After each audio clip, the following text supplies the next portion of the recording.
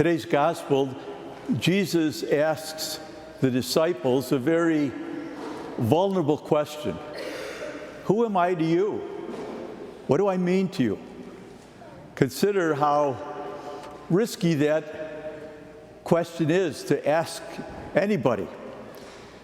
This past week, a 23-year-old young man told me the sad tale of his last two failed relationships with women he asked to be his girlfriends. And they both said no.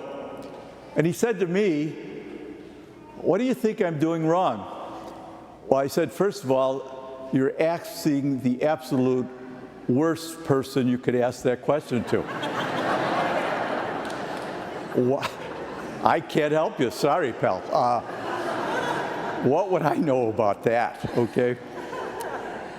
But it's an important question. And so Jesus, at this point in the Gospel of Matthew, which is the halfway point in the whole Gospel, he takes the disciples aside and he asks them that question. Who am I for you? Who am I for you? And Peter, by God's grace, is given this answer he probably hardly understood. You are the Christ, the Son of the living God. But it's an important question that all of us really have to ask. Who is Jesus Christ for us? And yes, we could say the creedal right answer. We believe he is God's Son. We believe he is the Messiah. But that could also be an evasion. So it's not just what do we believe, but how do we show that? How do we show who someone who's important for us, that we say is important for us, how do we show that? Think about all the relationships we have. There's a book written about friendship by Lillian Rubin. And in the book, she asks women, do you have a best friend?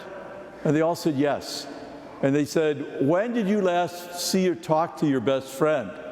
He said, this morning or last week.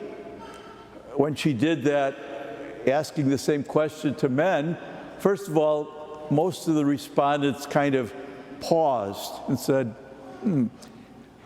yes, I think so. And when they asked, when was the last time you talked to your best friend? It'd say, at our college reunion 3 years ago.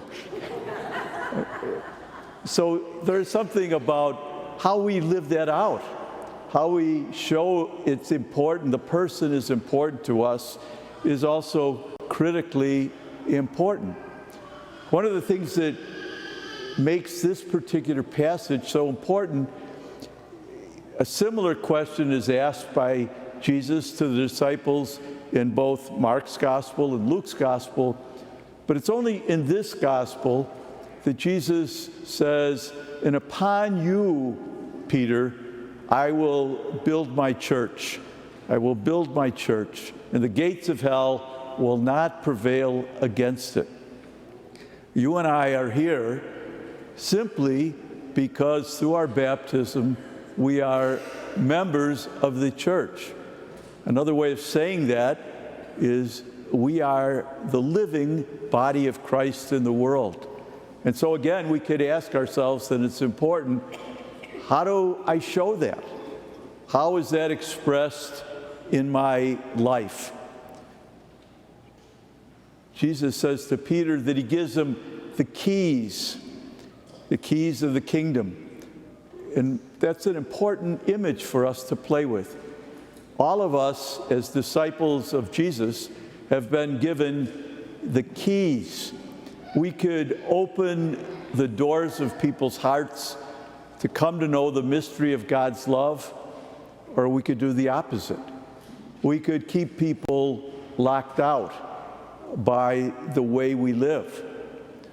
Nikos Kazantzakis, the great Greek novelist, at one point in one of his writings says about God that there is no ghetto in the bosom of God.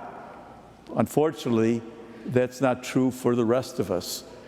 Sometimes the way we see the other, whoever the other happens to be, can be the way we lock out the face of Christ in our world.